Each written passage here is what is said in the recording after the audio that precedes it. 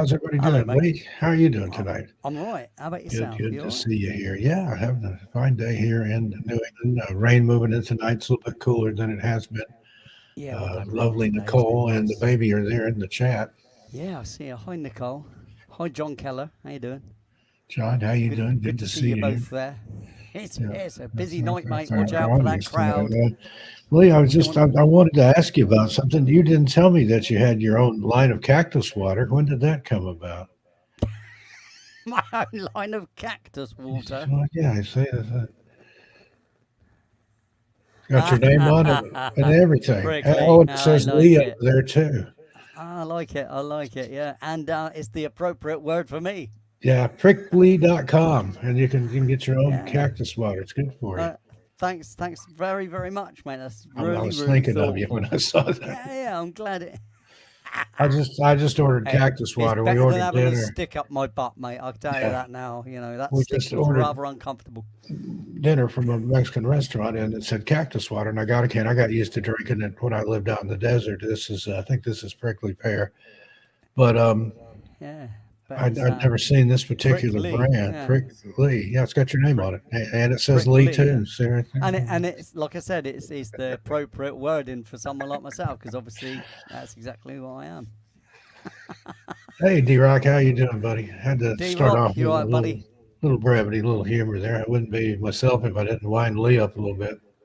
No, I mean, I'm here for that, mate. I'm here to beat me with a stick and shove it right up my rear as well. As we all Uh, know. Make a hand puppet out of That's you. where I keep my sticks. Is up my is up my No butt. safer place. It's People very hide a safe lot of there. things up there. You ever seen the movie Papillon? Or Oh mate, yeah. Oh yeah. Yes, mate. I mean, Papillon. I mean, his friend. I can't remember his name now, but it was Dustin Hoffman. But yeah, yeah, he kept quite a lot of things up there. Didn't yeah. he? I had a whole storage locker there. Hey, RP Scazza, how you doing? And then, RP, of hello, course, hello, in darling. How Pulp you doing? Fiction, Christopher Yeah. Walken comes and gives the watch to Bruce Willis and talks about how Bruce's father had kept that watch hidden somewhere in Vietnam to keep anybody from getting it. Yeah. So that's just extra It was storage for hidden you deep. It was hidden very deep. Yeah. When the one comes past the colon, it's there. 3 o'clock. Yeah. So what's been Uh, going on with you tonight, Lee? I thought you were going to have a show in competition with this one yeah, there for all a little right, while. all right, all right. Just because I put it as today rather than tomorrow. All right. Yeah, Nicole Thanks, caught that. Nicole, for that. Anyway, it was Nicole that noticed it. Anyway, so Yeah, she's like, Lee's got a you're not show even the scheduled hero for of this tonight at the story, mate. same time. So Yeah, Nicole's the hero of this story, mate, not you. you'd trick if you could do it. I Sorry, guess you the could jump heroine. back and forth between studios and Yeah. Yeah, well, I mean, I could have done it because it's only Radio 1. It would have only been Radio 1 FA, so I could have just put a just playlist on, play the music and put hop my back. put my UFO picture up like this sort of thing, right? Like that. There Left you and go. come over here and did the show with you. It Instant show. wouldn't have been a problem. I wouldn't have been scared. I wouldn't be scared. Anyway, yeah. So People trickling here. Got something special for you here tonight. we have. We We've got always do. we've got a But bit of this. Conclusions right up. Let's not play it just I yet. do want to say this video falls under fair use. Copyright disclaimer under Section 107 of the Copyright Act of 1976. Allowance is made for fair use for the purposes such as criticism, comment, news reporting, teaching, scholarship, and research. Fair use is fair use is a use permitted by copyright statute that might otherwise be infringing. All that it balances in our favor for fair use. However, we do not own the content, and all credits go to the rightful owner. No copyright infringement is intended. Yeah. So From there you go. beyond, do not claim any of these videos that we play for ourselves or ownership of. Unless otherwise stated. Now I do have some up over here that Nicole wrote and I recorded and made the pictures and stuff for them. But Yeah. these things that we show, the interviews and the stuff that was recorded years ago, no, that's just we're commenting on it. Exactly.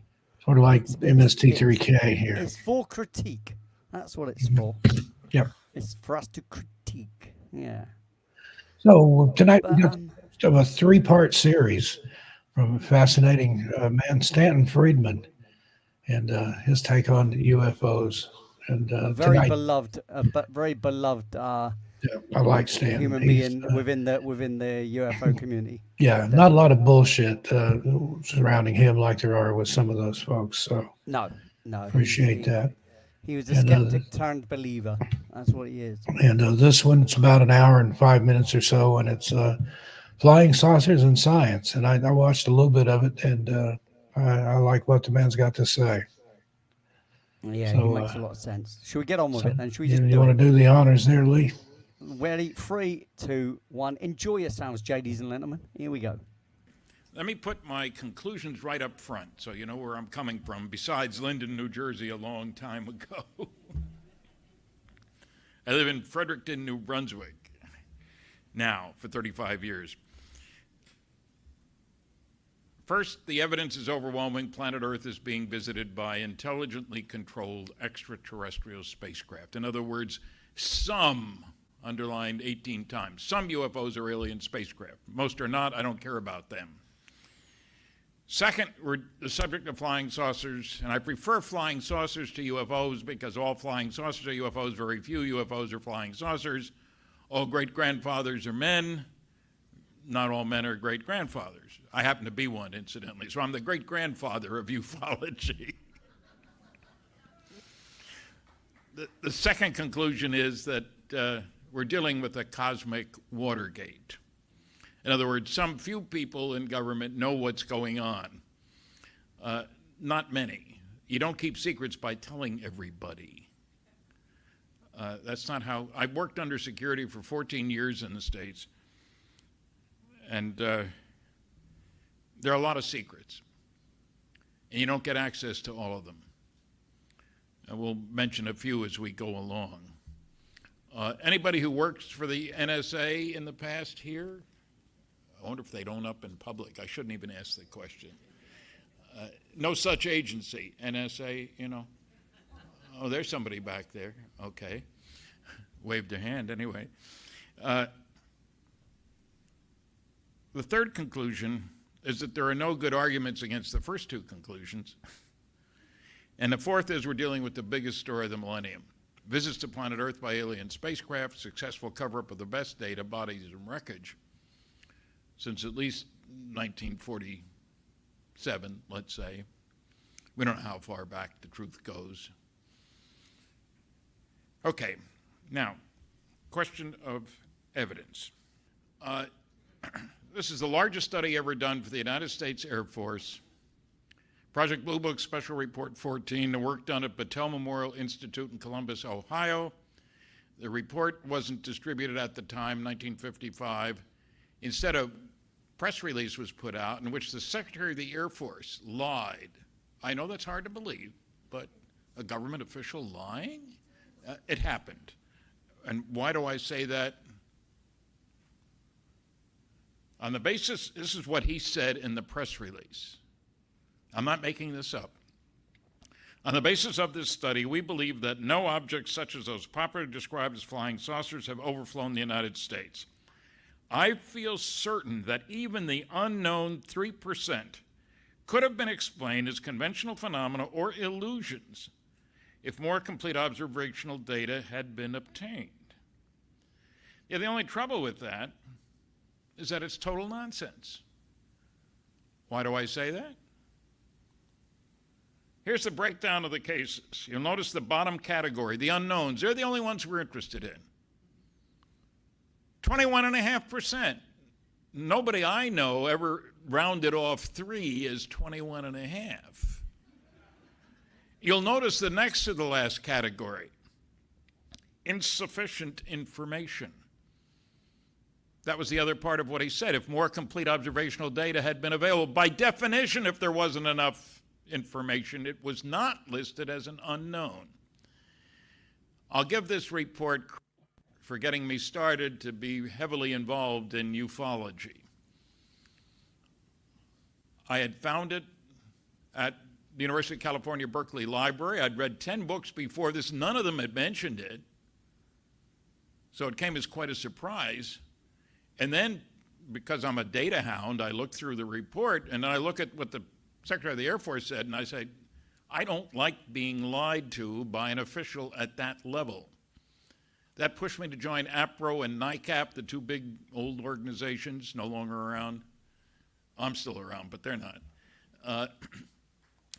And it was, you know, dinner table conversation, not dinner table, but work lunch table at the office with other scientists. And I joined those organizations, and I finally decided I wanted to go public. Grant mentioned Frank Edwards. I had moved to Indianapolis. I was on a 3 years here, 3 years there, 3 years someplace else. There's no security in being a nuclear physicist, I'll tell you that. I got to know Frank, and just before I moved to Pittsburgh, Pennsylvania to work for Westinghouse Astronuclear after yet another program had been canceled. I think I've set a record for working on canceled government-sponsored R&D programs. Frank gave me a copy of his book. I called him and said, Frank, you know everybody, which he did, and here I am in Pittsburgh. Give me some names of people. I want to go public. He gave me a bunch of names. I get a kick out of one was the director of a great show called Contact, of all things, on KDKA Pittsburgh, one of the big stations in the country. A talk show. I thought, being a Westinghouse nuclear physicist, I'd be welcomed on the show because Pittsburgh is very much a Westinghouse town. And it was, don't call us, we'll call you. Less than a month later, they called me at 6:30. Could I do the 7 o'clock show, please? Somebody had canceled. And I've often wondered, how many guys did they call before they finally found somebody? I lived near the station, so I went on.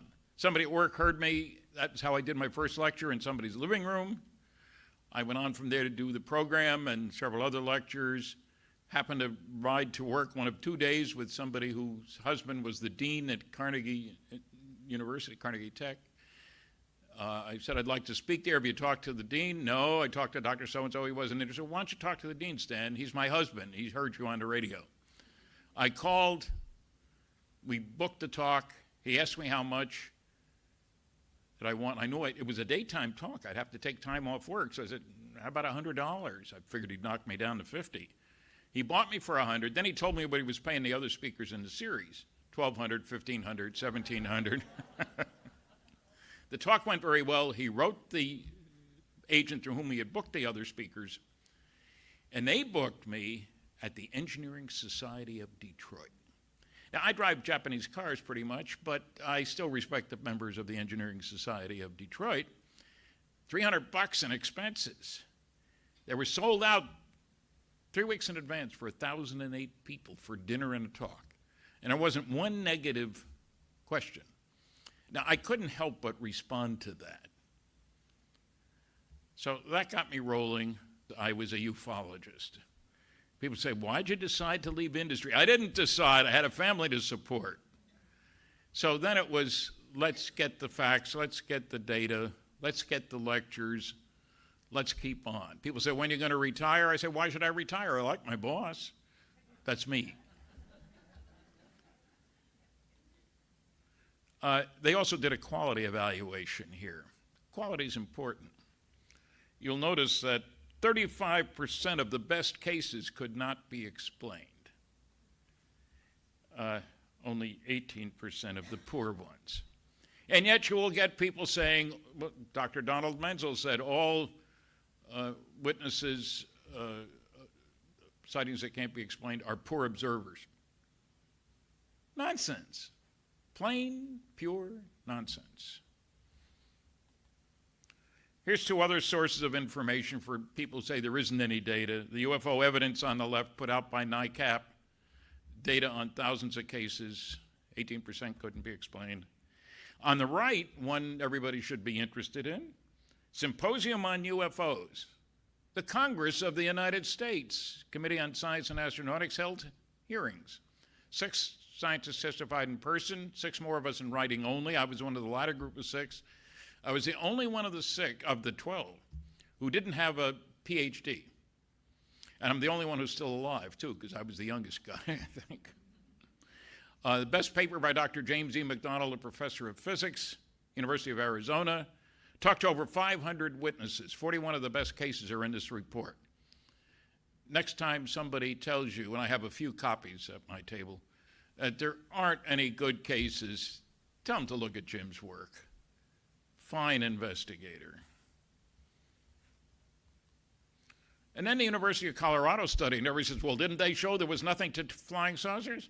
Well, Dr. Condon claimed that. But if you look at the report and you listen to the findings of a special UFO subcommittee of the American Institute of Aeronautics and Astronautics, and I was not a member of the committee, they wouldn't let me on it because even though I'm a member of the AIA, I had reached a conclusion after 11 years of study. That's not surprising, is it? Anyway, they found that any phenomena with 30% of the cases investigated that couldn't be explained is certainly worthy of further investigation. 30%. What percentage of isotopes are fissionable? 1%. Can we build atomic bombs and nuclear reactors? Of course. Who cares about the other 99%? So even the Condon report, 965 pages. And I was given my first copy by KDKA Pittsburgh, the station on which I had done my first radio show. And there's Dr. J. Allen Hynek's book. He was the Air Force scientific consultant for 21 years. He lists 70 cases that couldn't be explained. Very conservative man, the same age as my father. Used to chide him about that a little bit. But at least he had the sense to come out and say, hey, there's something worth studying here. He set up the Center for UFO Studies. Funny how the astronomers never talk about Dr. Hynek's book. Kind of interesting. Now, this monstrosity is an early model of the engine of a nuclear-powered aircraft. You look to the lower left, you'll see two jet engines. There's a reactor in the middle of the cylinder on top. This is about 1955, 56. I worked on this program for 3 years. Now, you heard about secrecy. There are a lot of things that go on that we just don't know about. When I worked for General Electric Aircraft Nuclear Propulsion Department, in 1958, our budget near Cincinnati was $100 million. 3,500 people worked there, of whom 1,100 were engineers and scientists. This was not 6 professors and 20 grad students. I saw the handwriting on the wall. I get out after 3 years, and it was canceled 16 months after I left. Crazy world. Now, what a flight vehicle would look like is like that. 2 jet engines and a reactor in the middle in that cylinder. It would have the nice advantage of having unlimited range. You could fly for thousands of hours. Most airplanes can't fly for very long, so it would be neat to have such a system. The program was canceled. They all are. Here's a nuclear-powered ramjet.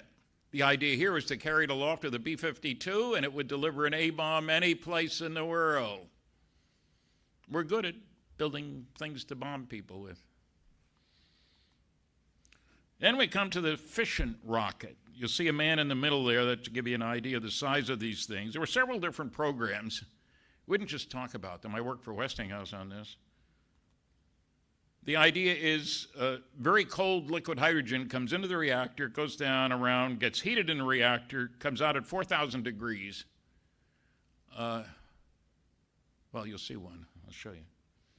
There's the one I worked on at Westinghouse. Power level was only 1,100 megawatts. The power level of Hoover Dam is 2,000 megawatts. It's a lot larger than this. This is real. This is not science fiction. The big one was Phoebus. Los Alamos built it, about this big, 4,400 megawatts, twice the power, a little more than twice the power of Hoover Dam. This was successfully operated, before the program was canceled, of course, in the late 60s. So next time somebody tells you you can't get here from there, well, if you're stuck with chemical engines, that's true. But we're not stuck with chemical engines. This was operated successfully. High point of my professional life before they canceled the program and I was out of a job. But what's really exciting Oh, this is one in operation. Area 51 is behind that mountain. This is out at the nuclear test site. You don't want to be close when these things are running. They're quite radioactive. Those are tanks of liquid hydrogen. The exhaust, these are upward firing systems. It's a lot easier to do that way. This is real. The nuclear test site outside Las Vegas. Now, the real big guy on the block is nuclear fusion. You're all dependent, all of us, on nuclear fusion. That's what makes the energy in the sun and in every other of the 200 billion stars in the galaxy and in the billions of other galaxies. Nuclear fusion. We have joined the exclusive club. Probably the last ones to join. People on this planet. You've heard about nuclear fusion, H-bombs. Those are fusion devices. We have built them, we have tested them, we have exploded them. Lots of them.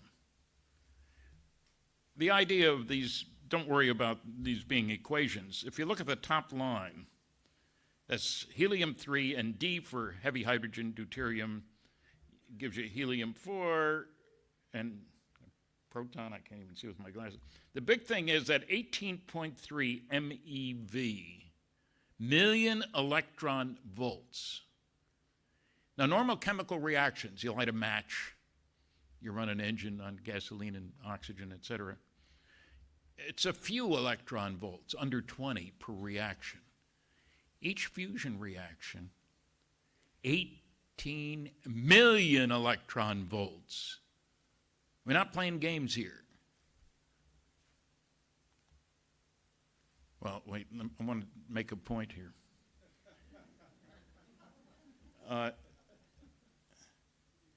There's a little progression. In 1944, a big bomb was a 10-ton blockbuster. Released the energy of 10 tons of dynamite. And you could put it in an airplane, a B-29, and make a big hole in the ground. We used a lot of them in bombing, 44. When we stepped up the nuclear ladder in 1945, the first atomic bomb, fission bomb, released the energy 15,000 tons of dynamite. 15,000 versus 10. We weren't finished. 1952, we exploded our first fusion device, H-bomb, released the energy of 10 million tons of TNT. The fireball was 3 miles wide, obliterated an island. This kind of thing that Grant was talking about. The Russians exploded one a few years later. 57 million tons of TNT energy release. I worked on a study of fusion propulsion for deep space travel in 1962. You can kick particles out the back end of a rocket. That was an Air Force study, incidentally. The particles will have 10 million times as much energy per particle as you can get in a dumb old chemical rocket.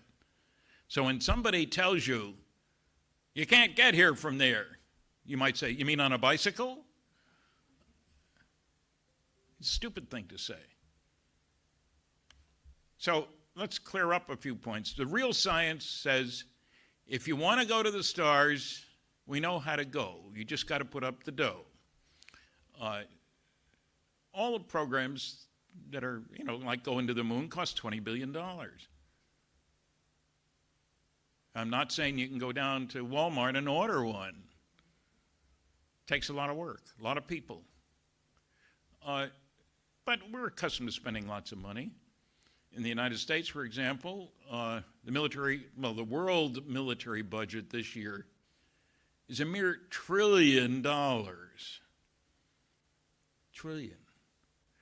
The Washington Post said just the military intelligence budget 2 years ago was $52.6 billion.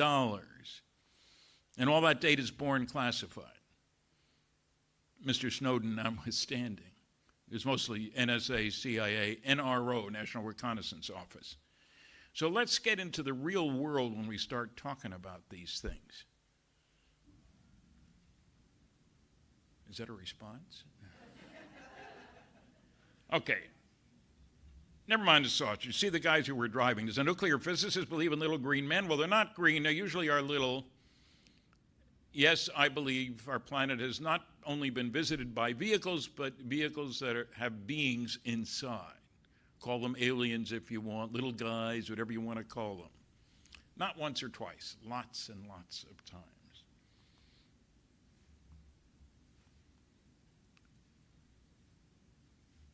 Wait a minute. Well, okay. Physical trace cases. I better mention these while I'm at it.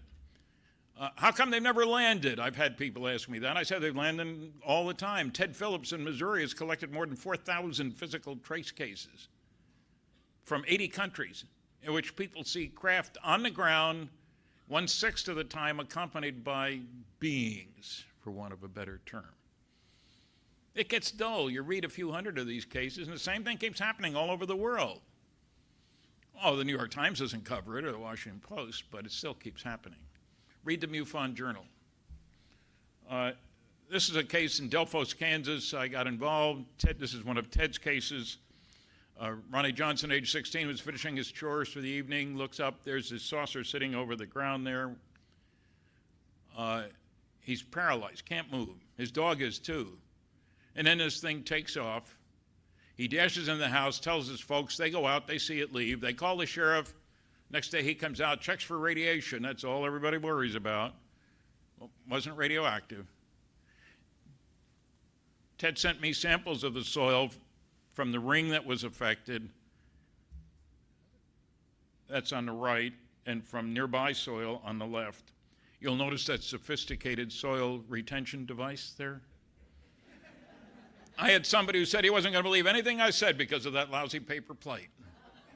When I was at the University of Chicago, there was a Nobel Prize-winning physics experiment in which they used a coffee can to hold up an important piece of equipment. It happened to be just the right size. If they can use a coffee can, I can use a paper plate.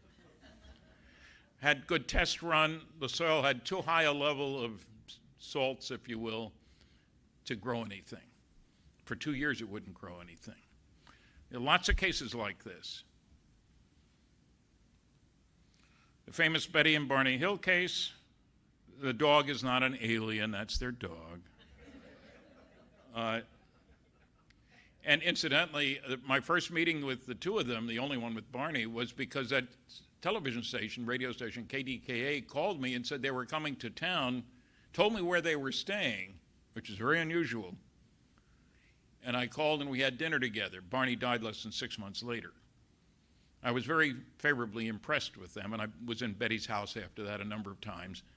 And Betty's niece, Kathleen Marden, and I have worked on a couple of books together. We're talking about another one. I was very impressed with the Hills. She was a social worker, incidentally. Barney was on the Governor's Civil Rights Commission. Very special people.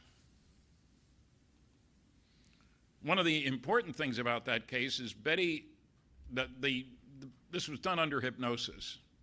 They only remembered seeing a saucer, and there was a 2-hour missing time period. And they developed physical symptoms. Barney developed ulcers and so forth, and his doctor says, Barney, I can't do anything more for you. I think you ought to see a psychiatrist. Well, people thought that ulcers were triggered by psychiatric input, if you will. So he winds up with Dr. Benjamin Simon, who just happens to be the world's top expert on what today we call PTSD. Harvard psychiatrist, ran a hospital with 3,000 beds for World War II veterans, shell-shock war veterans, they used to call it, PTSD. 3,000 beds.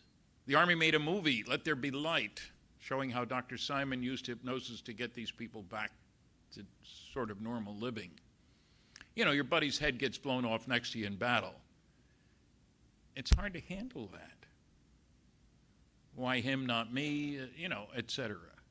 So Dr. Simon didn't know a darn thing about flying saucers, but he knew an awful lot of people who'd had traumatic experiences. And he has said in writing that the emotional intensity, as they each relived their experience separately, not together, they each had 10 sessions, and he had to stop one each because he thought the emotional intensity was too great. They were terror-stricken. Now, here's a guy whose opinion is worth something on that. He worked with thousands of people who'd had traumatic experiences, every bit as great as those of his veterans. Betty, under hypnosis, relives how she's trying to get the leader to tell her where he's from. Great question. I know you're not from around here, she said. Understatement of the week. And instead of answering the question, where you're from, he shows her a three-dimensional model, map, whatever you want to call it, points of light for stars and lines in between, occasional trade routes, that sort of thing. And she asks, well, where are you on the map? And he says, do you know where you are? Well, I don't know anything about astronomy. Well, how can I tell you where I'm from if you don't know where you're at? End of discussion. You know, I really don't know what went on in Dr. Simon's head when he's listening to this. What is this crazy, you know, a star map? But he did something very sensible. He asked if she could remember what it looked like. She said yes. He gives her a post-hypnotic suggestion. If and only if she can remember it accurately, please draw it later on. And she goes home, she draws it, she brings it in, and it's in the book, The Interrupted Journey by John Fuller. And, you know, base stars, occasional trade routes, who knows what this means? Well, a brilliant woman named Marjorie Fish did something nobody else had ever done. She built a bunch of, there's Marjorie. You can see how long ago the picture was taken. Notice my beard there, a little darker. And she was a sculptress. She made the model of what the alien looked like from Betty's description. And she went and visited Betty. She was a school teacher in Ohio. Betty lived in New Hampshire. Went and visited her, got more information. She wound up building more than 20 three-dimensional models looking like this. Her biggest one had 256 stars in it, each in its proper three-dimensional location. That's a lot of numbers to copy out of the star catalogs. The library at Ohio State University wouldn't let her take the catalogs out, the star catalogs. So she had to copy out all these numbers. Fishline built a total of 20 of these. The idea was to walk around the model and see if she could find any pattern that matched in 3 dimensions what Betty had drawn in 2. A reasonable question. Looks hopeless, though. So she kept whittling down the number of stars, because some astronomers say, well, this kind of star wouldn't have planets and blah, blah, blah. Kept following their instructions, basically. Finally, she found a match. That matched angle for angle, line length for line length, what Betty had drawn. And she had asked me to help with this work. I met with her and Dr. Hynek in Chicago at the Adler Planetarium, going over her work, and was able to identify the 16 stars in the pattern. And the numbers have all changed a bit because we didn't have good data on the distance to the stars because nobody was going anywhere. The astronomers would say, hey, you can't get anywhere from here. So what difference does it make? You know the angle, you know where to look for a given star. Doesn't matter whether it's 30 light years or 50, but if you're trying to do what she was trying to do, it does matter a great deal. And so the base stars, Zeta 1 and Zeta 2 reticuli, can't see them from here. You got to go below the equator. But something very special. They just happen to be the closest to each other pair of sun-like stars in our entire local neighborhood. We're out in the boondocks here. The next star over from the sun is 4.3 light years away. The galaxy is 100,000 light years across, so it's not too far. But these two stars from each other are only an eighth of a light year apart. They're 30 times closer to each other than we are to the next star over. We're out in the boonies. These guys got next door neighbors. From planet around one looking at the other, you can see the other star all day long. You could learn quite a bit about the planets around it. And incidentally, there are about 2,000 stars within 55 light years of here. don't let anybody ever try to pass off on you the nonsense that, oh, intergalactic travel would take too much energy. Who cares about between galaxies? Andromeda's 2 million light years away. Who cares? They're 39 light years from here. It seems reasonable to me that if you got a next door neighbor, it's going to push you toward having interstellar travel sooner than it pushes us. Doesn't that make sense? You go visit your grandparents if they live only 10 miles away much more often than if they live 1,000 miles away. Okay. I published the first article in that great journal Saga. Probably nobody remembers it. And then I convinced Astronomy Magazine to do an article, which they did. They got more response than anything they'd ever published. And they put together a 32-page full-color booklet with all the original article and the commentary and all that stuff. They sold 10,000 copies almost immediately. And then Carl Sagan, whose name was on the cover of this little 32-page booklet, he and I were classmates at the University of Chicago for 3 years. His lawyer threatened to sue them because his name was on the front. I mean, this had to do with UFOs. We can't have that. So they made me an offer I couldn't refuse, and I wound up with 16,000 copies of that booklet. And if I had any, I'd sell them to you, but they're long gone.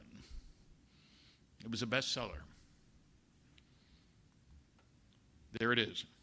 And I don't think you can read the print from, maybe you can, and see Carl's name in that list down below the Earth.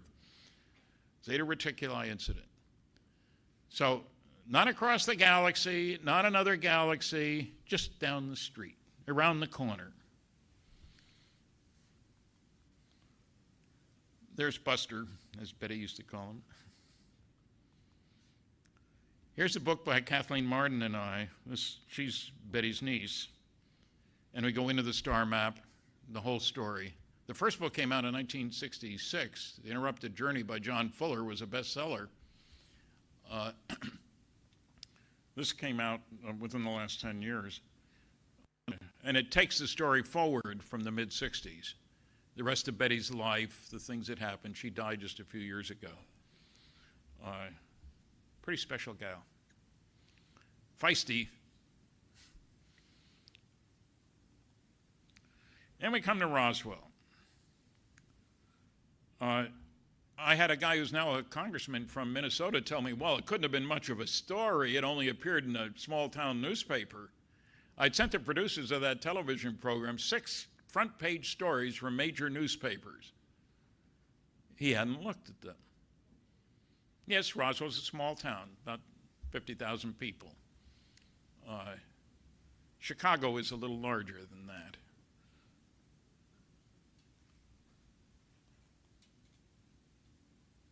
Now, I had a man from Australia tell me, Stan, what are you talking about? RAAF is Royal Australian Air Force. It's Roswell Army Airfield, darn it. I'll be there next week. They're having their annual UFO festival. When they had the 50th anniversary celebration, there were over 300 newsmen there from all over the world. They draw big crowds. It's not on the way to anywhere. If you're in Roswell, it's because you want to be there.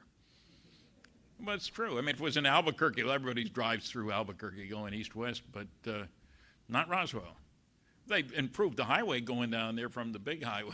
It's now 4 lanes because of all the people going to the museum.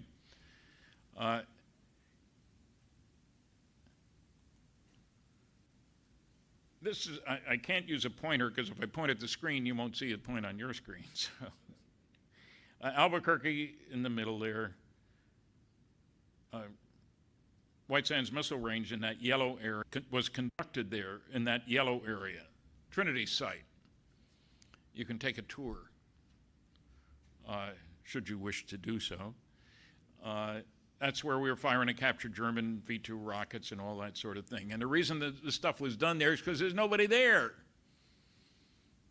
People want to go out to the crash site, and I recommend against it. There's no road. There are scorpions and rattlesnakes, hotter than heck. Your cell phone doesn't work very well. No 3A, no gas stations, nothing like that. And there's 10,000 square miles of land that looks exactly like the crash site. Now, I bill myself as the original civilian investigator of the Roswell incident, and I was. How did I find out? Well, I was giving a lecture at Louisiana State University, Baton Rouge, Louisiana, and I was brought to the local television station, CBS station, to do 3 interviews to promote the lecture that night at Louisiana State University. So I did the first 2. The third reporter was nowhere to be found. This is in 1978. And this is before everybody had a cell phone.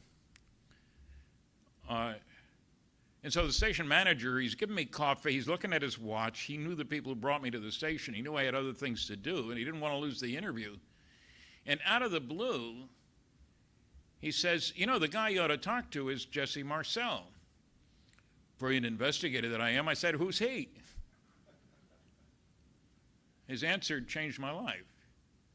He said, oh, he handled wreckage of one of those saucers you're interested in when he was in the military. What? Where did that come from? You know, we hadn't been talking about anything like that. He wasn't joking. There were just the 2 of us there. Well, what do you know about him? Well, he lives in Houma. That didn't mean anything to me. I'd never been to Houma. I was later to talk to Jesse. He's a great guy. We're old ham radio buddies. You ought to talk to him. I found out later Jesse hadn't told him anything. He'd seen the article in the newspaper in the New Orleans Times-Picayune, I think it's called. And back then, if you had a story about a veteran or somebody in the military, you'd often give his hometown. And the station manager had seen the article. And he was a ham radio guy, and they talked. And I asked him later, what did Jesse tell you? He didn't tell me anything. He said, I can't talk about that. But he had seen the newspaper article. So the next day from the airport, I called information. This Baton Rouge airport, called information, got a number for Jesse Marcel, and talked to him. Mentioned Bill Allen, the guy at the television station, and he told me his story. And people say, well, why did he talk to you? He was one of the few people that couldn't deny his involvement. As I found out later, I didn't know at the time. His name was in newspapers around the world. His picture was in some newspapers. He couldn't say he had nothing to do with that. It turns out he was the intelligence officer for the 509th, the most elite military group in the entire world. Why do I say that? Because they're the guys who dropped the atomic bomb. The 2 on Japan, 2 more in Operation Crossroads. The only people in the world who had nuclear weapons. Hand-picked officers, hand-picked men. This wasn't a bunch of GIs sitting around with nothing better to do but to make up stories. One of the big critics said an anonymous PIO, public information officer, put out an unapproved story. Total nonsense. Walter Haut, the guy who put out the story, was in the first place a World War II bombardier, 20 missions over Japan. In second place, a darn good one. He was chosen to drop the instrument package over one of those tests in Operation Crossroads in 1946. And he was close to Colonel Blanchard, who was the base commander. And you'll hear somebody say, oh, he was a loose cannon. Well, that loose cannon got 4 more promotions and was a 4-star general and vice chief of staff of the Air Force when he died in the mid-60s of a heart attack while in his office at the Pentagon. You don't get those 4 promotions unless you've got something on the ball.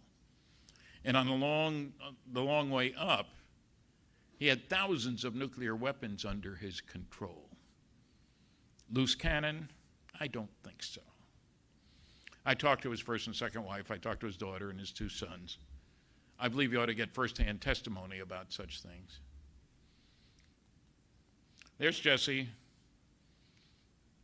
This picture made it all over the place, a couple of pictures, taken in General Roger Ramey's office. What had happened was the rancher who found some of this wreckage came into town because he'd heard that there was a reward being offered for wreckage, and the guys in Corona, New Mexico, said, why don't you go see the sheriff's office? They knew about the story because they read newspapers. The rancher, Mac Brazel, didn't get a newspaper, didn't have a telephone.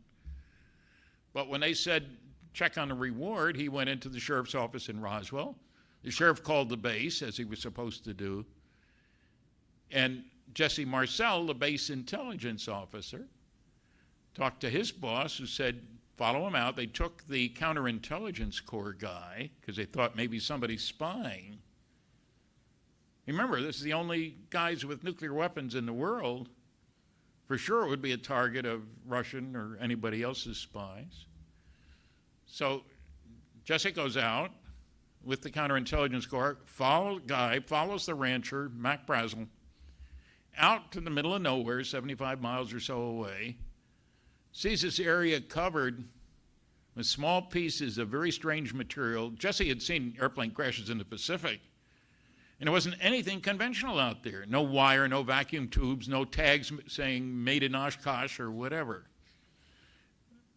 Put stuff in his car, leaving most of it out there, comes back, takes it into the base the next morning, but the night when he comes back, he stops at home and shows some to his wife and son, Jesse Jr. And you saw Jesse Jr. talking about his meeting with Dick D'Amato in Washington. I met with Dick that same day in that same sub-basement. Don't know why that all went on, but it did. Jesse, that was in the picture that you saw, was a medical doctor, a colonel, had been called in at age 68, was flying combat missions in the Middle East, 225 combat hours flying helicopters. He was a flight surgeon, and they were in short supply, age 68. And when Peter Jennings did his, I'll call it a special, not very, show about UFOs, I mean, I was interviewed for over an hour. They used 20 seconds, called me an operator twice.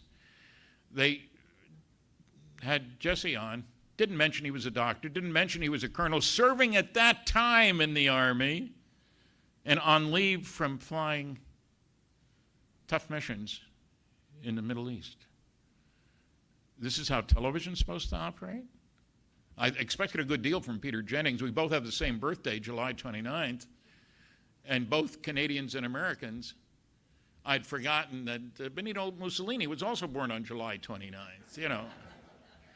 Can't win them all.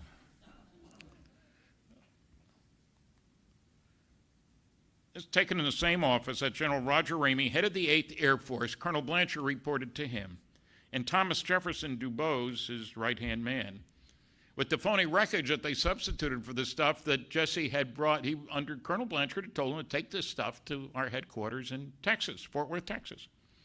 And of course, he followed orders. And when he got there, they took his stuff, brought out this phony balloon wreckage. It's real wreckage, but of a balloon that was conventional, weather balloon. And this picture made it all over the place. And it's kind of interesting. Ramey is holding in his hand this little message, and somebody has managed to use some good computer stuff, and it has words like victims of the wreck. Did you ever hear of a weather balloon that had victims of the wreck? I mean, come on.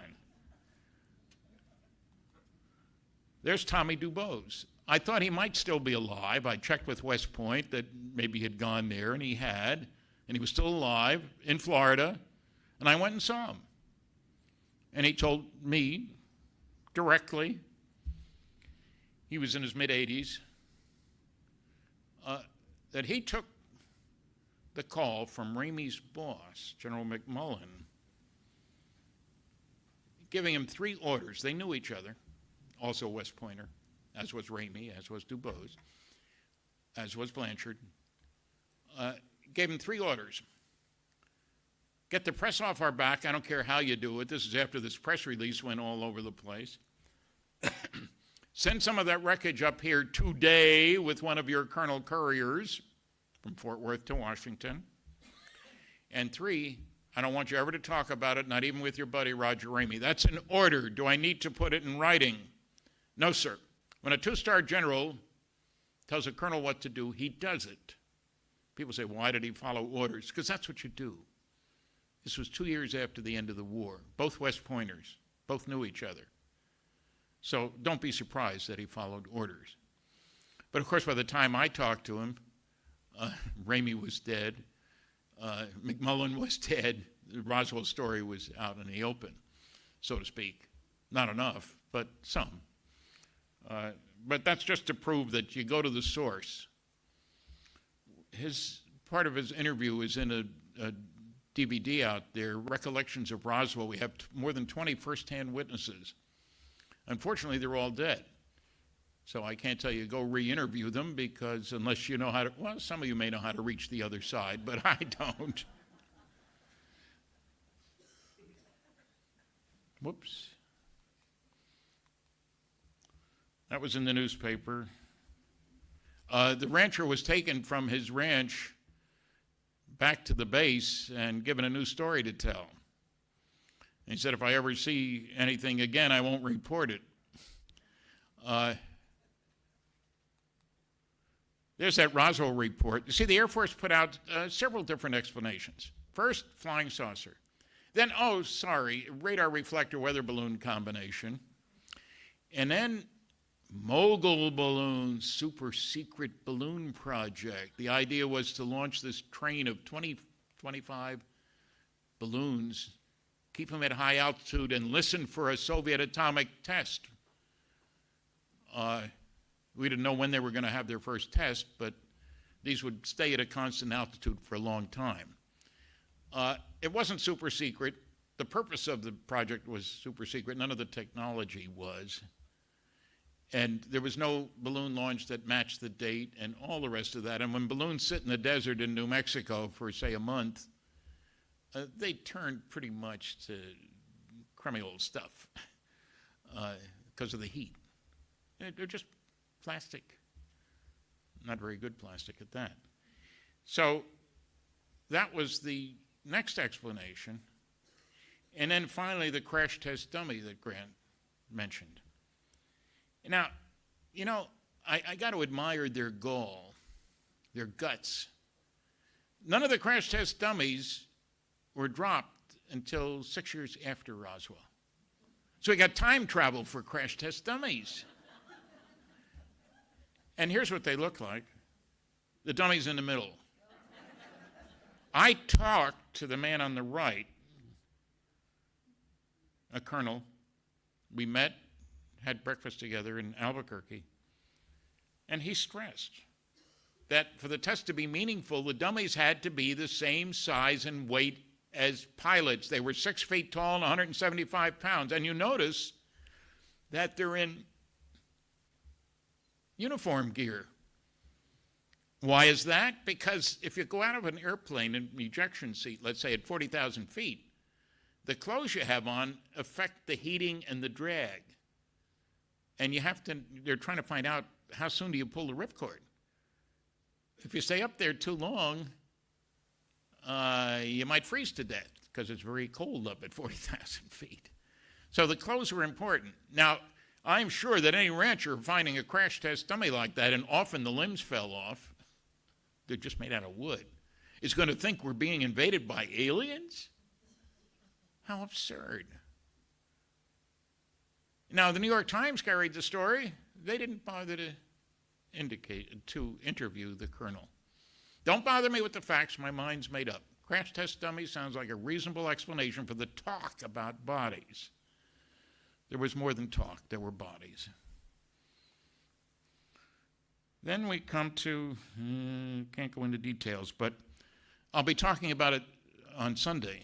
I'm the last speaker, about Operation Majestic 12.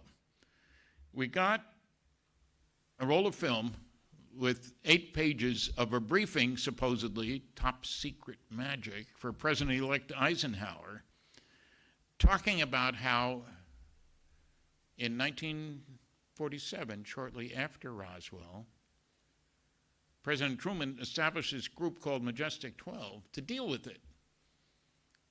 And it mentioned that bodies were found. It's detailed. And the question, of course, is whether the roll of film, whether the documents are legitimate. I spent a heck of a lot of time on that. I've written a whole book, Top Secret Magic, which is out at the table. You can check on me. I'm convinced that there were 4 genuine MJ-12 documents, Majestic 12. And there were dozens of phony documents. It would seem natural to me that Air Force intelligence, if good stuff gets out, puts out garbage and hoping it'll rub off some of the garbage on the good stuff. Well, these are phony, so they must all be phony. Disinformation is an important part of intelligence work. We made a real effort and succeeded in convincing Hitler that the landing in Europe, which was sure to come, was going to be at Calais rather than at Normandy. And when the generals went to Hitler and said, release the reserves after the landing happened, Hitler said, no, that's not the real landing. It's going to be over there at Calais. And held back until it was too late. We even put phony papers in the jacket pocket of an officer who had died, dropped the body in the ocean near Spain, knowing that the Germans would get it. And it hinted at, if you will, a Calais situation. Disinformation is a game that's played quite a lot, and it's quite important. But these are not disinformation. They're significant. And I've put together a list. You can write me. There's a list out there. You get my email address and so forth, of the false claims that have been made by the debunkers of this. And all the things that we didn't know until after we got the documents that were true. How did a hoaxer know that when nobody knew that on the outside? It's a complicated story. But it wouldn't be strange to find disinformation to go with the information. You can't stand up in public and say, well, these are genuine documents, or these are phony documents. You just imply it along the way. It's a game that's played. It lists the members of this group that was set up, MJ-12, Majestic 12. The most interesting name on this list, some of you will recognize some of the names: General Twining, James Forrestal, General Vandenberg. The third from the bottom, Dr. Donald Menzel. And immediately, obviously a phony document. He was a debunker. He was a Harvard University professor of astronomy. Everybody else got a high-level clearance. You don't need a clearance to teach astronomy at Harvard. And how would a debunker be part of such a group? Wrote 3 anti-UFO books, gave speeches, etc. Well, I had to get permission from 3 different people. All these guys were dead. How convenient. To see his papers at Harvard, because I found one memo which raised some questions about a loyalty hearing. They were trying to take away his security clearance. What did he need a security clearance for? So I contacted the people at Harvard, look at his papers. I had to get permission in writing from 3 different people to look at them. Got the permission, went there, discovered to my total shock, I didn't like him when he was alive, frankly. I looked at his papers, and there he's writing Kennedy. He had a longer continuous association with the NSA of anybody in the country, 30 years, and its Navy predecessor. Turned out he was a world-class cryptographer, did classified work for the CIA and a bunch of companies and agencies. Nobody knew any of this. I was totally shocked. And I still get people saying, well, he was a debunker. Every spy, let me give you 3 names: Burgess, Philby, and McLean. These guys were all employed by British intelligence. They were all Russian spies. That's where you got to really be careful, because you can't say anything that where somebody will point to you and say, how could they have gotten this information except from this guy? So the game is played. It's an exciting story. It's not over. This is one of the memorandum, and there are all kinds of details, which I don't have time to go into. I'll be talking about MJ-12 on Sunday in detail. Here's a letter from Truman to Secretary of Defense Forrestal authorizing the establishment of Operation Majestic 12. Here's a memo we found, and all kinds of attacks on this memo. Phil Klass, the biggest debunker of all. Oh, you didn't notice, I suppose, that it was done in the large pica type, but the National Security Council, it mentions NSC on there, only used elite type. I got 9 samples to prove it. I challenge you to find any genuine documents from the NSC done in the same size and style pica type. I'll pay you $100 each. It's got to meet certain requirements, up to a maximum of 10. Well, he'd never been to the Eisenhower Library. I checked and found out. And I was going there anyway. To make a long story short, I dug out 14 that met all his requirements, made copies, sent him an invoice for $1,000. He set a limit of 10. It's a shame because I would have been a rich man. Anyway, sent him an invoice and he paid me $1,000. Didn't tell anybody about paying me, told everybody about challenging me. And it surprises people. There's his check. Well, this is what I mean when you got to check firsthand. I went to the library, I dug out, it's easy to pick out pica from elite, and he couldn't fight it. But it's typical of the intellectual bankruptcy of the pseudoscience of anti-ufology. Don't bother me with the facts, my mind's made up. But the public doesn't know, I'm not going to tell them. If you can't attack the data, attack the people. And do your research by proclamation, because investigation is too much trouble and nobody will know the difference anyway. So I come on strong with these guys. I've done debates on Coast to Coast Radio. Dr. Michael Shermer, head of the Skeptic Society. It's a debunking society. It's not a skeptic society. I got 80% of the vote. Dr. Seth Shostak of the SETI Institute. SETI stands for Silly Effort to Investigate, S-E-T-I, based on a whole bunch of unscientific notions. Like aliens are stuck using our technology for sending radio signals. I don't use the slide rule anymore. Why would they be stuck with old technology? First long-distance radio, 1901. That's not very long ago. And besides, who are they sending a message to here? When we make contact, says some of the SETI people, they will then help us solve our problems. The nearest one might be as close as 1,000 light years. Hey out there, we got a problem. What can we do for you? 2,000 years later, we get the answer back. That's a real help. I'm not making this up. Here's my book, Top Secret Magic, M-A-J-I-C. And in case you're wondering, yes, there is a cover-up. Well, you can't prove that, Friedman. There's no cover-up. That's what people will tell me. Well, sure I can. Here's Jesse Marcel Jr.'s book. I wrote the foreword. There's my book about Roswell. I think I have some documents here. That's the DVD. You don't care about that. I'll show you some quick pictures just because it's a UFO lecture. Up in the middle at the top, this is Hawaii. I think what's behind it is an ionized air plasma related to a magneto-aerodynamic propulsion system similar to the electromagnetic submarine that was successfully operated a number of years ago. Where's the Mormon temple? Salt Lake City, isn't it? Yeah. The UFO is in the middle on the top. I talked to the photographer who took the pictures. I think here's another one, number 5, with an ionized air plasma around it. Santa Ana, California. A guy who worked for the state of California took the pictures. This is McMinnville, Oregon. I got to replace this. Something happened to it. I don't know what.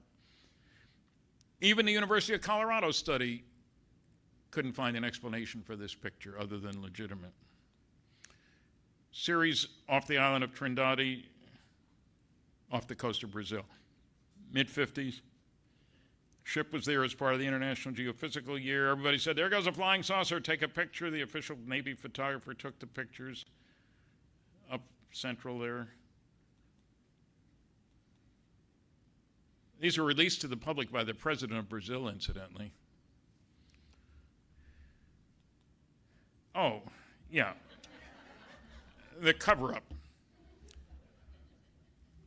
This is a CIA top secret Umbra UFO document. You can read, I think there are 8 words on this page that you can read. And don't say scrape off the black. They send you Xeroxes. There's nothing under there. I've got dozens of these. Here's another one.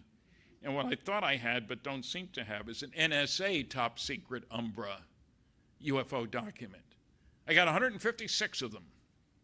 They didn't use blackout because they heard, and they told me this, they heard from Mr. Class that I showed these documents, blacked out version of some of the documents on television, and didn't say that it was because of sources and methods, which of course I did say, but so they only used whiteout.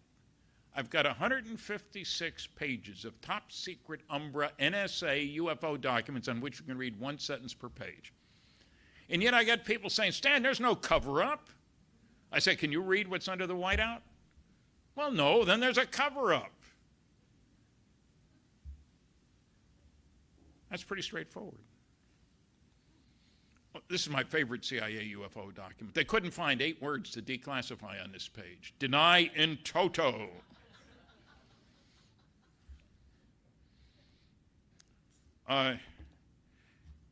Orders were actually issued in 1952.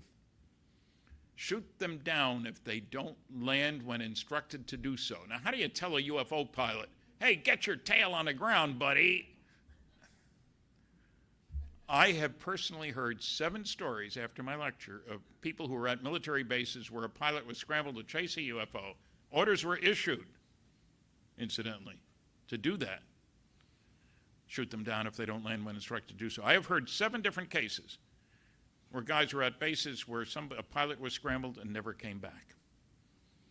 If I've heard 7 cases, there are a lot more than that.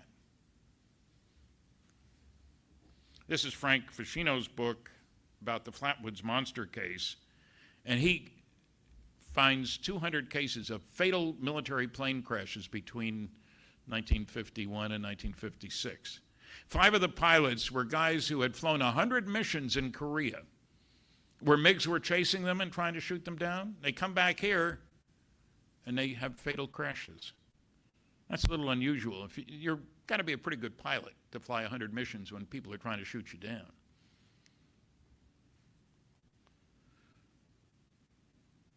That's one of the DVDs out there. Seth Shostak, we debated. I got 57% of the vote. He got 33%, and 10% said, I don't know who won. This was on Coast to Coast Radio. Enrico Fermi. You've heard of the Fermi paradox. He had a great scientist, one of the reasons I went to the University of Chicago, Nobel Prize. He was well known for asking questions as part of his teaching methodology. And they were having lunch at Los Alamos when, as they left, they were talking about how little time it would take to colonize the entire galaxy. And as they were leaving, Fermi said, so where is everybody? He didn't say there's nobody coming here. He asked the question. And there's a whole book that's been written with answers to that question. I think the true answer was, we don't know where everybody is. We know that some of them have come here and the government knows a great deal about them and isn't telling us. Fermi was the one who put together the first nuclear chain reaction. Chain reacting pile, if you will, part of the atom bomb project. He had a high-level security clearance. Whether he knew anything about flying saucers, I have no idea. And he died while I was at Chicago, so I certainly didn't have a chance to ask him. But don't be fooled by people saying that Fermi said nobody was coming here. Not so. There's my book. How's the timing? Yeah, we're done. Thank you very much for listening.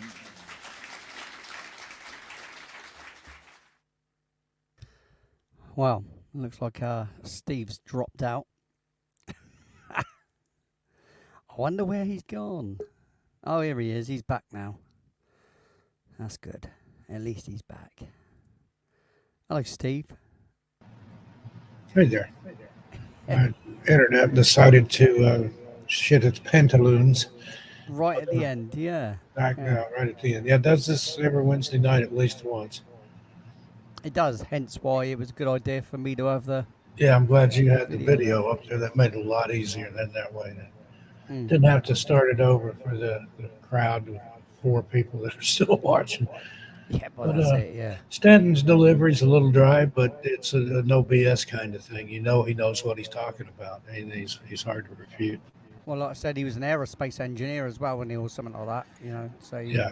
he knows his stuff. He Nuclear physicist. He just wasn't making stuff up.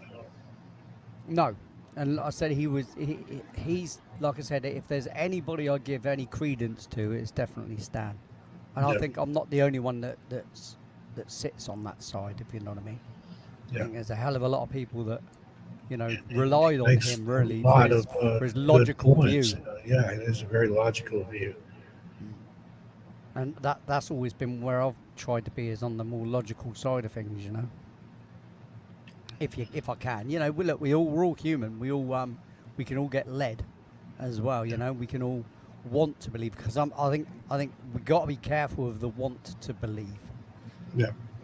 Because that can lead you to, I mean, as people have gone and paid certain people, you know, $333.33 a year to get an absolute load of BS, you know, and they still pay it, you know. And A lot of grifters in the paranormal community, UFOs, Bigfoot, all that. Everybody's out to make an a buck. amazing amount, because there's so much flack being thrown up in the air, you know, by the government as well, to mix in amongst the real stories a load of BS, so that it makes the real stories look just as fake, you know. This is the problem, you know. This is a lot of problem for anybody that's interested in the subject. You know, it's really easy to get led astray and led into something, you know. But that's why you got to keep that open mind and always be a skeptic. And even, you know, until we get the definitive, you know, alien on the doorstep kind of thing, you know. You know what the old adage is, that, you know, unless you have a spaceship land on the floor of the doorstep of, you know, the Senate or something like that, you know. And even then, people claim it's AI, it's a deep fake, it's a that is a problem. hologram. It is a problem. You'd have to be there. It'd be different if it is at a rally. Imagine a rally, right? And there's hundreds of thousands of people there, or Mardi Gras, something like that. That's where you need that's something like that to happen, where there's mass people with all different cameras everywhere, you know, that everybody can get their camera out and you see it from all angles.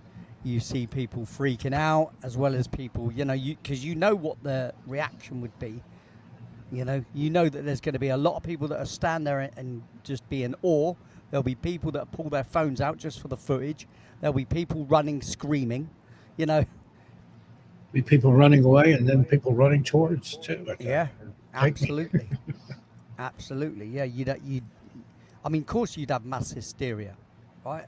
That's a given, and I think that's the thing that has always held the governments back, or whoever has the knowledge, from releasing it, from releasing the knowledge that they have, the truth that they have, you know. Because for 100%, they're gonna know more than we do at any given time, you know. Hence, why there's the Secrets Act. Why would you even have that? You know, if and why would you redact statements that were made by pilots and stuff, and redact all the information and put black ink across it all, and all you've left is a number or something? Like you said, just the fact that it's blacked out, it's a cover up. That is what a cover up is, absolutely. Because if it just doesn't really matter about it, then, you know, you wouldn't have a need to black out any information regarding that subject. You know, set aside the you know, obviously the obvious need for secrecy with weapons and stuff to protect a nation. Yeah. We all understand that. That's not what we're talking about, though, is it? We're talking about the knowledge of entities coming in from somewhere else in the universe. You know, be it Zeta Reticuli or whatever. You know, irrelevant. It's the knowledge that they're holding back from humanity. You know, people just, I think what it is people just want to feel less alone on this planet and feel so lonely, because I think on a planet-wide basis, people are longing for there to be a connection to the great out there. You know what I mean? And if it's only one species out there, we only need to know one species. Yeah, but we only need to know, well, not necessarily bigger, just struggling the same as we do. You know what I mean? Just trying to understand existence the same as we are. At least in that, you know, and if they're exploratory rather than domineering, rather than, you know, wanting to do what the worry of humanity would be, which would be conquest. Because you can guarantee that the likes of certain governments will want to colonize and, you know, conquer. I don't think that attitude to existence is going to leave humanity very, you know, anytime soon. I mean, look at the claims laid straight away to the moon. Yeah, do you know what I mean? You know, people lay claim to parts of space. You know, people have laid claim to parts of the ocean. So if you can't, you know, that's what it is. That's the human drive, is to not just find new places, but to have ownership. You know, claim ownership. You know, when we all know, no one can claim ownership of a floating rock. You know, spinning in space. You know, we saw it first. It just belongs there. You know, that's just where it is. You know, laying claim to it just because you've visualized, seen it, that doesn't mean you own it, does it? But like I said, I just think mainly people want to know that we're just not alone. It's always that same old thing, isn't it? You know, we want to know that we're not alone. Yeah. You know, in the universe, we want to know that there's other species, and we only need to know if there's one species that's sentient. I'm not talking about just other, you know, amoeba. When they say, "Oh, look, we found this amoeba. Yeah, we found this little amoebic thing on a, you know, frozen in a rock somewhere." I'm not talking about that. You know, I'm not talking about tardigrades, you know, that happen to be out in space or anything like that. That's not what I'm talking about, because that's not something relatable. I'm talking about a sentient being that essentially moves around as we do and can manipulate its environment, you know.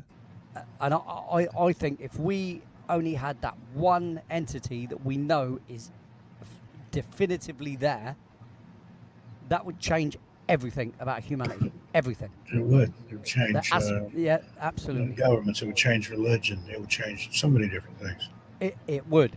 And I don't think it'll destroy anything. I think it'll enhance it and add to it. That's all.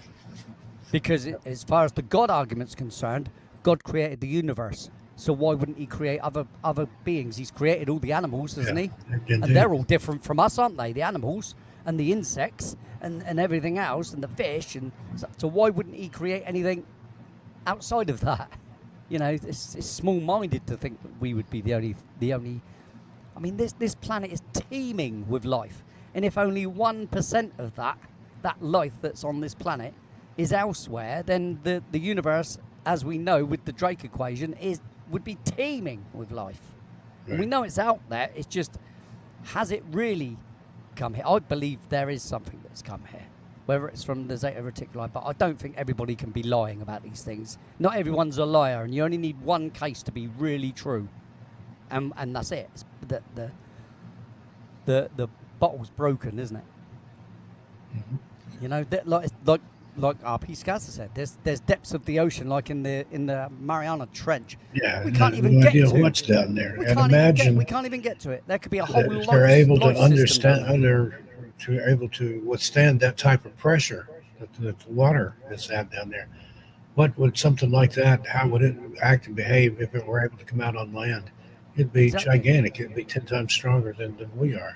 Well, it'd be more than 10 times stronger. It'd be about 6,000 times stronger than you. Yeah, you know, because you're talking about the barometric pressure. The barometric pressure goes up 20-fold or whatever it is, or 100-fold for every meter or whatever. You know what I mean? Because you're thinking about all that weight barreling down on you. You know, all that weight of the sea barreling down on your position. That's a you know, a crazy So number. we better pray that whatever's down there stays down there and doesn't decide to come up here and start. But well, a lot of the things that are seen are USOs rather than UFOs. You know, many more things are seen going in and out of the water, like the Great Lakes in the States. You know, they are renowned for people seeing things coming out of the lakes. You know, and the oceans on California's shore. You know, there's been a lot of sightings there. Yeah, they see them exiting and entering the water. So who knows entering and exiting. Yep. Like I say, is everybody a liar? I don't think everybody is. And like I say, you only need 1% of those people, or one person out of everybody on the planet, to be really telling the truth. And there's going to be one person that has seen something like I'm talking about though the close encounter of the fourth kind. You know, of actually involving, you know, being involved with them. You know, I'm not talking about the third kind where I've actually, you know, from a distance seeing beings getting out of a craft. I'm talking about the fourth kind where they've actually interacted. I think that there's one person at least that has actually had that and can speak true to that. And if they had actual footage of any kind of that, then that'd be the mold broken, wouldn't it? Yeah, definitely. Anyway, so that was part one. We got part two got next two week. more parts. That'd be good. Like I said, I enjoy listening. Yeah, it's got 1 hour or so about the Majestic 12 information, and then he's got one, I think, the state of the cosmos or something like that. I can look here real quick and tell you. New view of the cosmos. Operation Majestic 12 is next week, and then the week after that, new view of the cosmos with Stanton Friedman. Yeah, so right here. So that's good then. So you'll upload this version up onto the From Beyond channel, yeah? Yeah, I'll go ahead and put it up there. And then, or I might just wait and put all three of them up in one go. So well, I was gonna suggest maybe that might be a better idea, is to wait till we've done all three and then put all three all up. three, and then put them all three together in one go. In one big long documentary. Yeah, I like it. So if you send me the other two within the next day or so, anyway, then I've got them. Yeah. Yeah, I'll go ahead and do just like I did with this one. I'll send you a link on Google Drive, and then that way, cool. Don't have to worry about my internet. It seems to go out every Wednesday night about the time we're doing the show. So yeah, it does. Yeah, like I said, mine's a solid line. So yeah, apparently what they've done here, they've oversold their network, and everybody gets home from work and starts watching Netflix or whatever they're watching, and it bogs the network down. And it spreads the bandwidth. Makes the brand $100 a month for that shit. So yeah, I'm not happy. No, it's disgraceful. It's disgraceful. But you know, you have to live with what you got, haven't you? It's what it is until we get Fios in here. Once you get fiber in, it'll be a different story. So, or you move to an area that isn't so abused. Yeah, it's thickly settled in the area we live in, as they say. They have signs up that say "thickly settled." I've never seen that before, but that's very, very crowded. Yeah. Well, the thing is, though, it really confuses me with the old internet thing. They know every single person on the planet's going to want it. You'd have thought they'd have built that infrastructure up a little bit better, wouldn't you, by now? Yeah. You know, it's been going for the past 25 years. There are people that are working toward that means, to get it out there, and they want to provide it free for everybody on the planet. And the government doesn't like that because you give it away and you have no control over it. They've got no control over it. Well, mind you, yes, they have, haven't they? They tell the Tube what to do, don't they? And they tell the Google what to do. And the FBI have something to do with it. So does the CIA. CIA wanted to buy Google and YouTube and that. Well, I mean, what's that tell you? Lovely, nice bit of news as well. Talking about computers, is the idea of Microsoft's new thing, to record everything that your computer does. So the new computers that are going to come out, Oh, yeah. the new chip, will record everything you do. But it's only for you, of course. Yeah. Yeah. Unless they have a warrant, then anybody can get it. That one there, mate. And that one there, unless they have a emergency, you know what I mean, a national Well, emergency. I watched Well, a video the other then day. like all our rights were taken away during the pandemic. All your rights Yeah. could be taken away. It's just a computer. You could be. Yeah.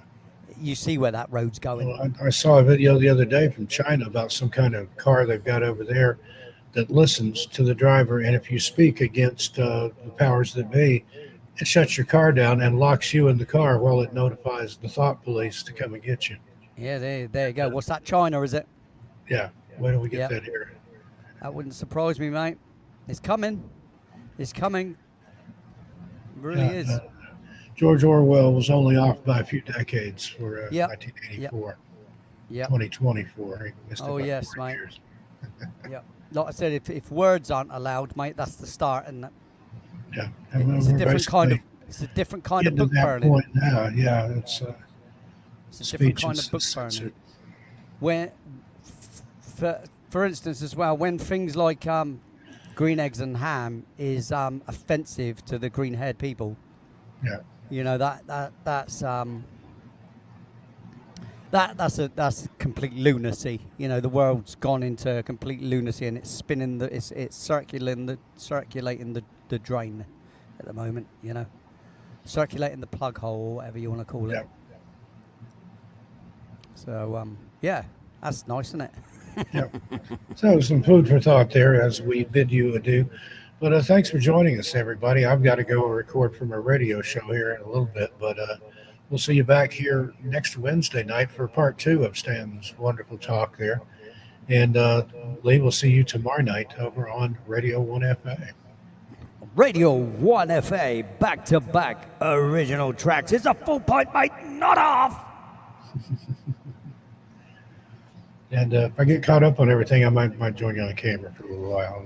Well, you're always welcome, mate. Even It's just- Stevenson it's and just Odd Lee. nice And music. don't forget to tell everybody about your cactus juice. Yeah. See the name there. It's my got his my name on it. My prickly. And it says Cactus Lee juice. too, even. Prickly.com. There you go. You get cactus juice.